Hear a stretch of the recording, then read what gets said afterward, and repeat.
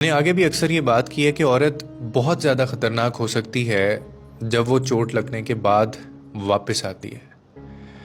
آپ یاد رکھیے کہ آپ ایک عورت کو بار بار تکلیف تو دے سکتے ہیں، آپ اس کا دل بھی بار بار توڑ سکتے ہیں اور آپ اس کے ذہنی سکون کو بھی برباد کر سکتے ہیں۔ آپ اس کو اتنی تکلیف دے سکتے ہیں یہاں تک کہ اس کی روح کو آپ رلا دیں، لیکن جب وہ خود سے جینا سیکھ لیتی ہے نا، اور جب وہ یہ سب کچھ برداشت کرنے کے بعد واپس آتی ہے تو وہ اتنی خطرناک ہو سکتی ہے کہ اس کے بعد آپ کبھی اس کو ہرا نہیں سکیں گے، کیونکہ وہ ایک ایسی جنگ سے بچنے کے بعد واپس آئی ہے جس نے اس کی عقل کو تقریباً چھین لیا تھا۔ دین شی از اے ڈفرنٹ پرسنالٹی۔ لیکن اب کی بار نا تھوڑا سا فرق ہے،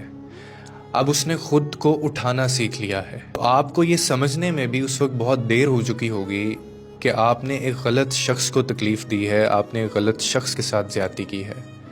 ایک عورت کمزور ہو سکتی ہے، وہ معاف کرنے والی ہو سکتی ہے،